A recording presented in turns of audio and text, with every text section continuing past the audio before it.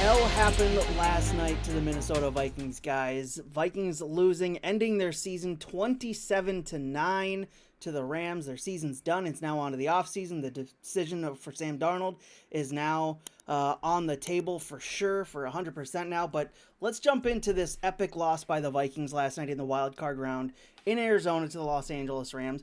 Let's combine these two games, actually. The final game against the Detroit Lions and the wild card game against the Rams in a bit that I'm going to steal just blatantly from Purple Insider's Matthew Collar. He's a friend of the program, friend of the show, so we can do this. We're going to steal a pie chart of blame here. I'm going to give you guys four options. Pie charts, you know how they all work. You have to get up to 100%. Pie chart of blame here. Who's to blame for what happened in the Vikings' epic two-game collapse to end their season? Sam Darnold. He held onto the ball way too long, too often in both those games and just completely looked like a shell of himself, what we've seen all season long. Kevin O'Connell, shoddy play calling, just didn't read the moments well, it seemed like, throughout those two games. The defense, they gave up 58 points. There's certainly something there to be said about what they did. And the offensive line, they gave up 11 sacks, 9 of them in the game last night in the wild card round. So, Will, I'll start with you. Your pie chart of blame for who's to blame for what happened to the Vikings over the past 2 weeks. Okay, so am I just ripping my full four right here? Yep. Okay. I start with Darnold, and I'm giving him the biggest slice of the pie, so to speak, at 40%. I just think you kind of touched on it. He just didn't look like himself, the player who had won 14 games and thrown for 35 touchdowns and over 4,000 yards and was a well-deserved Pro Bowl selection. Really had one of the best statistical seasons by a quarterback in Vikings history. It just didn't come to fruition and continue in the absolute biggest moments of the season, of his career. I've got him at 40% accuracy, holding onto the ball too long, indecisiveness, just really shaky. So I have him at number one. Secondly, I've got the offensive line at 30%. And they were a factor. You look at the tape, and yes, Darnold's holding onto the ball too long against the Rams, but he's trying to create when things aren't open right away, which he had a lot of success doing this year. And then the offensive line just didn't give him any time or space to really do that and step up in the pocket a lot of times. The Rams have a very good defensive line, but the O-line really struggled. Cam Robinson, who filled in quite admirably for Christian Darrisaw for much of the season, gave up 21 pressures, according to PFF, in those two games against the Lions and Rams, which is a remarkable number. Brian O'Neill, who was really good all year, was not good against the Rams. The interior, you don't need me to tell you that they weren't great. So I've got them second at 30%, and I've got O'Connell at 20%. I just think he can't be totally excused from what happened here. It's his team. As much praise as I've given him and have continued to kind of give him since this game and saying that I still believe in him as the guy for the Vikings moving forward, he does deserve criticism and blame for what happened, for some of the decisions, some of the play calling, maybe not giving Darnold the requisite answers against pressure, like it seemed like Matthew Stafford and Jared Goff always have when they have guys in their face. So O'Connell's got things to work on. He's 0-2 in the playoffs now. He's got to be better at giving hot reads to his quarterback. He's got to be better at drawing up plays to convert in the red zone, which was the huge issue against the Lions. So I've got him at 20%. And then lastly, I've got the defense at 10%. I think you're right that they deserve some part of the blame. This was the number 2 defense in the NFL this season, according to DVOA. And they just weren't great in these last 2 games. Now, against Detroit, they come up with an Ivan Pace Jr. interception, a Harrison Smith interception, a turnover on downs. And really, it was Jahmyr Gibbs just wearing on them in the second half as they tried to compensate for a horrible offensive night. And then against the Rams, they give up an easy drive on the opening possession of the game. Another one later in the first half after the Vikings went for it on fourth down from midfield and didn't get it. But also, one of the touchdowns in the first half was a defensive touchdown. So, I mean, the Rams didn't even crack 300 yards, largely because they didn't really need to. But I've got the defense coming in last out of that group of 4. So that's how I would assess or divvy out the blame to those 4 parties. Tony, what's your pie chart of blame for what happened to the Vikings over the last 2 weeks? Yeah, I have a pretty, I guess, similar view to Will, but I'm even taking a harder stance on Darnold, and I'm putting half the blame on him. I at 50%. especially in that Lions game. I think if he even plays average in that game, we might not even be making this video right now, and we're doing a preview for the divisional round. So I think there does have to be a lot of blame because he simply was not good. And then kind of leading into the offensive line, I think a lot of those sacks the last two games were on Darnold a little bit because he held onto the ball for so long. But I do think there is still a lot on the offensive line because they weren't good by any means. But I think some of those numbers were inflated due to the fact that Darnold held onto the ball for very long. So I put the offensive line at 25%. And then, yeah, I do think Kevin O'Connell does deserve a little bit of the blame as well because he was, I think, outcoached in both of those games. And when at the start of the year he was being praised as maybe the coach of the year, maybe one of the best coaches in the NFL, you have to show up in the big games. And I think there were just clear moments in both those games that caught up to him and caught up to the Vikings. So I put him at 15%. And then the defense, I put at 10%. I kind of what Will said. I think there were moments that they could have been better, but they were really good. I think in both of those games, they made a lot of plays against the Lions. The Rams, they were just they weren't outstanding by any means last night against the Rams, but they were good. And if the offense showed up, that game would have been competitive. So I have Darnold at 50%, offensive line 25, O'Connell 15, and the defense 10. And the defense should have scored a touchdown on that Matthew Stafford pass attempt. Yeah. I neglected to mention that. That was a fumble. Yeah, that was garbage. I love how O'Connell after the game was like, I know that quarterback pretty well, and I know when he's trying to throw the ball or not. He didn't say it outright, but it was very obvious that he's like, I've seen this guy play. I was the OC with him. I mean, this was not a pass. His eyes were looking straight into the turf. And yeah, Puka Nacua was there, but come on, man. That was ridiculous.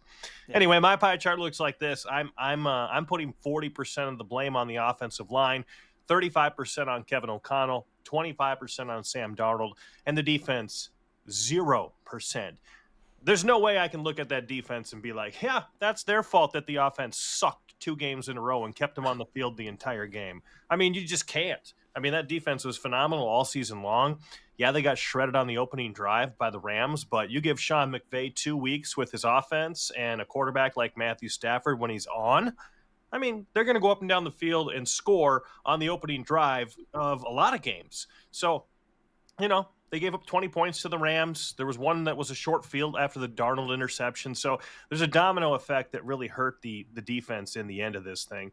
But for me, it's all about that offensive line. Like Will said, Cam Robinson allowing 21 pressures in 2 weeks is absurd. If you look back at every game Darnold played in this season, 18 of them, he was pressured 32 times by the Rams, 33 times by the Lions in weeks 18 and round 1 of the playoffs. And then the most he was pressured in any game in the 16 before that was 24. And I think teams only topped 20 like 4 times in those other 16 games. So any quarterback that was facing that kind of pressure was bound to struggle. And we already know that Sam Darnold, the key to his magic is protection. You give him time and some space and comfort, he's going to kill you with his arm talent. He's an outstanding quarterback when he has protection. When he's not protected, he's seeing ghosts and it's game over. So I think that's exactly what happened here. And let's look back at a lot of those replays. I haven't watched the all 22 or anything like that, but against the Rams, why was Darnold holding the ball so long? Well, every replay they showed on TV when I was watching, it looked like guys were running 10, 15, 20 yards downfield, and there weren't a lot of short options for Darnold to get the ball out quickly. So that's on Kevin O'Connell. And I think he admitted it in his post-game press conference where he was like, yeah, I was trying to get a lot back in one play. I should have just been moving the ball forward. That's how you break a defense. They didn't do that, you know? Why is Tom Brady always so successful? Boom, boom, boom, boom, boom. Just rapid fire, darts. He's not waiting for the big home run ball all day long. So Kevin O'Connell did not set Darnold up for success with a lot of his play calls, in my opinion. And then the red zone woes in Week 18 against Detroit, I mean, some of that's got to go on O'Connell, too. I mean, choosing to run the ball in certain situations versus throwing the ball. You're not setting your quarterback up for a lot of success. So The least of the blame goes on the defense. Second least at 25% is Sam Darnold. Yeah, you got to overcome. You're a starting quarterback in the National Football League. He didn't do that. There was a lot of passes where he actually had a little bit of time and was able to throw, and he was inaccurate. He was very inaccurate against Detroit. But I think, again, domino effect. Too many things going against him, and he got rocked. And that's the end of the story. So 40% offensive line, 35% of the blame on the head coach, 25% on Darnold, and the defense gets off scot-free for me. I think for the offensive line, for me, that Kevin O'Connell, and we'll get back to him in a little bit. Kevin O'Connell mentioned the offensive line, mainly the interior of that offensive line, and needing help there on that side of the ball, or on that part of the offense. How much, if you're looking at it this offseason, now that we're fully into this and talking about the offseason plans, Will, when you're looking at how much cap space the Vikings have, around $70 million according to Over the Cap, how much are you dumping, how much of that that available cap space are you dumping into that interior offensive line? I know there's a couple of names that could be free agents when we get to that point in the offseason, but how much of the available cap space are you using to shore up the interior of the offensive line, which has been a problem for a very, very long time here in Minnesota? Yeah, I think when you look at the needs that are out there, that one has to be probably number one on the list. And Dalton Risner actually played fairly well down the stretch as the Vikings right guard when he stepped in for Ed Ingram. Not great, but fairly well. But Garrett Bradbury just kind of continues to be mediocre as a center, especially when it comes to pass protection and anchoring against powerful defensive linemen.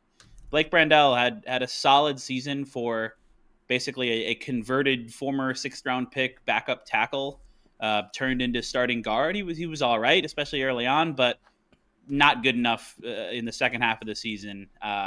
Of the three, I mean, I think there's very little chance that Brandel's starting again next year. Reisner's a free agent. I don't think they go back to Ed Ingram. So you might need 2 new guards, and there are options out there on the free agent market. You might consider moving on from Bradbury, who's got 1 year left on his contract, and maybe trying to go get an upgrade there too. I think it's a lock that they replace at least one. That is the bare minimum, but probably 2 of those 3 interior starters. And I'm not going to rule out just a full, complete 3-for-3 swap in the middle of the offensive line. That has to be priority number one. Whether it's Darnold, which we'll get into, I'm sure, either today or later on, or if it's J.J. McCarthy, which I think is going to be the answer at quarterback, you need to be able to protect him, especially on the interior. Because when there's pressure in your face right away and you can't step up, it just becomes very, very difficult for quarterbacks to execute. So I think that's got to be one of the absolute most pressing needs in this Vikings offseason. And it's part of the reason why I think it's going to be McCarthy and not Darnold, because of the money that you save by not paying Darnold, which you can then use on things such as a Chiefs guard, Trey Smith, for example, or somebody along those lines. Joe, do you agree with that assessment that the interior offensive line should be at the top of the Vikings offseason fixes this offseason? Yeah, if I'm the Vikings, I'm allocating, $30-40 million for offensive line upgrades. If you look at the PFF contract estimates, a guy like Trey Smith, who's pretty clearly the top guard available heading into free agency, which the legal tampering period starts March 10th. Players can start signing March 12th. Trey Smith is a guy who's going to cost maybe $20 million a year. If you've got $70 million, boom, you're eating it up right there. You need another starting guard. If you want one of the top ones out there, let's say Tennessee's Will Fries, or is it Freeze? I don't know, whatever it is. He's a French fry guy, and he's really good at football. I think he was PFF's number 2 overall guard in 2024. Or Tevin Jenkins. I wrote about him at Vikings on SI. I think he would be a nice piece if Chicago lets him get the free agency. He's 25, very good, started all his games at left guard this season. They'd be perfect. That's going to cost you $35 million based on those PFF estimates. So if you're spending 40 to 50% of your cap space on offensive line, that's a brilliant decision, because you're likely starting a rookie quarterback, J.J. McCarthy, then. We know he can move. We know he's got the knee injury. He's going to be 22 years old, but he's going to need to be protected to be at his best in Kevin O'Connell's offense. So if you're starting a rookie quarterback, you have to upgrade at offensive line. And I 100% think that's exactly what priority number one is going to be this offseason. And I firmly believe that because of the money it takes to pay those linemen and then to fill up to 8 defensive positions, there's 8 key defensive players like Stephon Gilmore, Shaq Griffin, Byron Murphy Jr. You've got Cam Bynum, Jerry Tillery, Jonathan Bullard, Patrick Jones.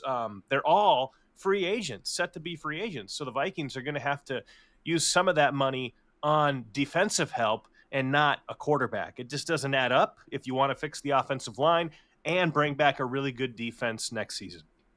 2 things on Kevin O'Connell that I want to get to here.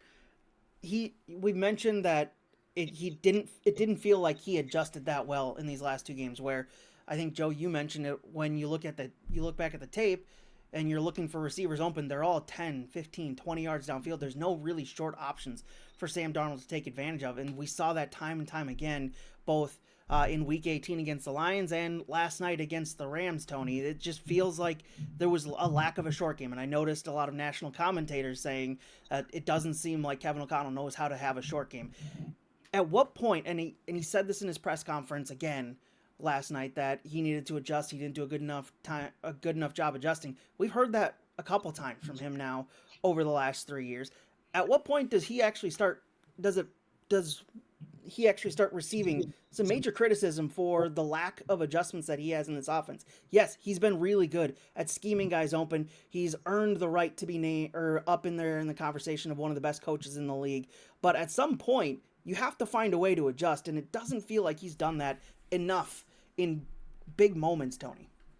Yeah, I mean, it's a really interesting discussion because we've seen now in the regular season that he's good enough of a coach to raise the floor of the Vikings franchise, and I feel like they're never going to be near the bottom of the NFL for as long as he's the head coach. But in pro sports and in the NFL, it's how you perform in the playoffs, and it's how you perform in these big games, and it's just now between back in the wild card round a few years ago against the Giants, and then this game, it's just like the issues you talked about, and it's just the moment seems too big for him. It seemed too big for Sam Darnold, and he still is a young coach, and I think there's no reason to not think he can change and improve, but I think you have to admit that he just hasn't been good in these big games, and I think he knows that, and hopefully he's smart enough to change, but you have to be better, and I don't think I'd want any other coach in this situation right now for the Vikings, so that's why I think you have to just keep rolling it and say you're fully invested in him, but you do have to get better at some point, and he needs to take that next step as a head coach. Here's how I look at it with Kevin O'Connell. I understand frustration from a lot of fans over the game against the Rams, and O'Connell got outcoached. I don't think that's up for debate. He got outcoached by Sean McVay. He got outcoached by defensive coordinator Chris Shula. He was not very good in that game. Probably wasn't very good in the Lions game either, although I think a lot of that was just Darnold missing open guys in the end zone. Kevin O'Connell is 39 years old. He is the 3rd youngest head coach in the NFL. He's only older than his old mentor, Sean McVay, and the Seahawks' Mike McDonald, I believe. He's in his 3rd year. He just completed his 3rd year as a head coach. Went 34-17 in the regular season with Kirk Cousins, Sam Darnold, and then a mismatch of a couple months of Josh Dobbs and Nick Mullins, and even Jaron Hall as his starting quarterbacks. He is not a guy who has an elite, established top 10 quarterback, and yet he won 2/3 of his games, won a bunch of one-score games, has really proven himself to be a very, very good leader of men, a coach that players want to play for, somebody who helps get the best out of the quarterback position, which is the most important position in the sport, helps put his playmakers in positions to succeed. To me, there's just almost nobody you'd rather have leading the Vikings into the future. And I think they absolutely, even after a tough game, even after 2 first-round playoff losses in 3 years, I think they have to extend him this offseason and make him their guy for a long time, because I just think that he's that good, and he is going to learn from this adversity and learn from what has gone wrong, and make some adjustments. And he does have to do that. And I'm not saying he doesn't deserve any criticism right now. I think he does. But to me, there should be absolutely no hot seat discussion or anything along those lines when you've got a guy who has been as successful as he has over the last 3 years. So I had to check myself after some tweets last night in which I was saying, hey, just an idea. Would you take a draft pick, a first and a third for Kevin O'Connell, since Jay Glazer went out and reported that? Me? Yeah, I would, especially if I think that Josh McCown is head coach material. But when it comes to flat out thinking about moving on from Kevin O'Connell or firing him under the bus with heavy criticism, yeah, he might be regular season Kev at this point, but, there's not a lot of coaches who are Bill Belichick and go 1-1 in their first postseason and then win 9 straight with 3 Super Bowls, like Bill Belichick. So Kevin O'Connell has as much potential as a head coach as anybody in the NFL. He created a locker room that left guys like Josh Metellus and Harrison Smith in tears because their season ended. For Smith, maybe his career is over, but I mean, this is crazy what kind of culture he's built here in Minnesota. It's phenomenal. You cannot discount that and the value that has, both on the now and in the future. You guys are laughing at me. What's going on here? What's going on? You're getting laughed at. He's got a visitor in the background, that's all. Oh, my kid. She's begging for a lollipop. But anyway, I had to check myself because there's a lot of Packers fans who are like, let's get rid of Matt LaFleur. He's got the best hair in the NFL, and he's a tremendous winner. 1 second, honey. And here's the thing. I got lollipops on my mind because my kids have surrounded me. But Matt LaFleur is very good. He's 3-5 in the postseason, but the guy has put together great winning products every single season he's been in Green Bay. And I saw those tweets from Packers fans, and I'm like, are you guys nuts? You want to get rid of Matt LaFleur? So anytime you find yourself thinking, wow, we should get rid of or heavily criticize Kevin O'Connell, maybe count your blessings about what you have right now, because it doesn't get much better than what the Vikings have had. That said, I'll take a first and a third round pick and happily move on. I think I want to end it there because that is one of the wildest takes that we've had on this program, and I think that's where I want to end it, because taking a first and a third for Kevin O'Connell after 3 very good regular seasons, playoffs still to be seen there for him. I think that's a wild take, and when I saw Joe tweet that out last night, Will, my eyes popped out of my head. I think I'd need at least 3 firsts to You'll never get 3 first round. I know you won't, and then I never trade Kevin O'Connell. Okay, let me ask you this. Let's say the Dallas Cowboys offer you a first round pick. Let's just say a first round for pick. our head coach again. Let's just say it's a first round pick, and you're picking what, like 12th or something like that. So you're telling me right now you wouldn't take like Micah Parsons or maybe Ashton Genty, the running back from Boise State, a player of that caliber, a shot to get a player of that caliber, or your head coach, who, by all means, might be fired in 2 years. You wouldn't. I don't think there really aren't very many players at all in the league who I think matter more than having a very good head coach. Because the Vikings, Kevin O'Connell could be the Vikings head coach for the next 15 years. I mean, that's rare. That kind of longevity is rare in the NFL, certainly, but it's possible if the ownership pays him and he starts to deliver some playoff results pretty soon, and in this JJ McCarthy era that we think is going to happen. I don't know. The Vikings have been able to find really good talent in the early 20s where they're picking this year, like Addison, Darisaw, Jefferson, guys like that. It just, to me, the head coach is very important, and having a top 5 type of coach really outweighs any possible non-quarterback player. I don't know. So Aaron Donald I would need like the 8th pick in the draft. The Vikings could have had him, and they got Anthony. Troy Williamson was the 7th pick in the draft. Yeah. I mean, it's a risk you take, just like when you hire a head coach. But how many guys, have turned out to be really good head coaches when they have really good players? A lot of them. So there's no guarantees with Kevin O'Connell, and I feel like in Minnesota we get so comfortable. It's not a guarantee.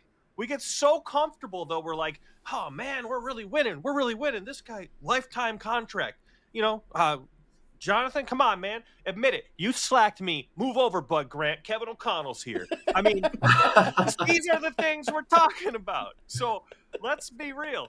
If somebody offered you guys right now, Micah Parsons or Aaron Donald, when they're in their young No, prime, you're saying or you future have the Hall of ability Famer. to get a guy like that, would you, if you had a chance, if somebody said, hey, I'm going to give you a top 15 pick and a third rounder, whatever, for your head coach? Nope. You're not going to take that risk and say we can replace the top any head 15 coach. pick only turns into the Hall of Fame level talent like 5% of the time, or something. I'm just like saying, it's a chance to get an absolute monster. Or you draft like Jamarcus Russell or something. It's possible. And then it's just nothing. Or you trade possible. the pick down and draft Lewis Seen. I mean, there's no I guarantee with I the think draft the pick. draft is such a crapshoot. Yeah. That and I'm not calling Kevin O'Connell a sure thing, but he's a heck of a lot more of a sure thing than even the number 1 overall pick in this year's draft, which whether that's Shooter Sanders or Cam Ward or Travis Hunter or whoever. What if you could make Brian Flores, who's already in your system, the head coach? Just boom, done. We've got a great head coach. But the problem with the defensive head coach is like what the Vikings had under Zimmer, where you just cycle through offensive guys, and if your OC has a good year, boom, Pat Shurmur or whatever, Kevin Stefanski, they get hired by another team. And then you just, I don't know.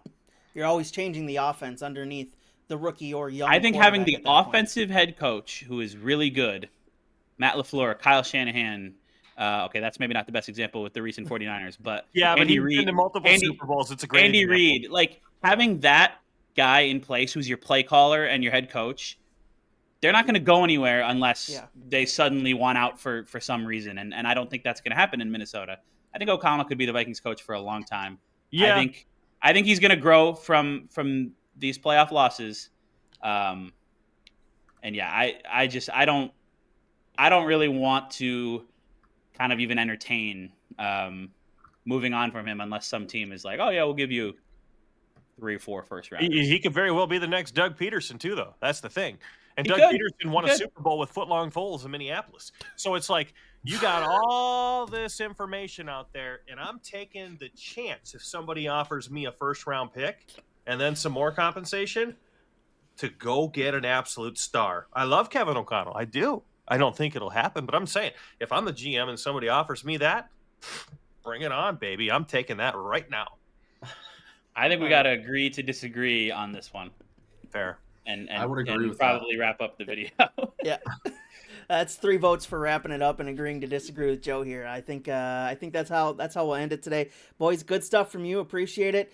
Plenty of off-season fodder to discuss over the next coming months. The next actual Vikings game isn't coming up till September, so buckle in. We've got quite a bit of off-season stuff and topics to discuss right here on the Bring Me the Sports YouTube channel. Do hit subscribe. It does help us get found. Also notifies you every time we post a new video or short here on the channel. It does help us out. We'll talk to you next time with another topic across the sports.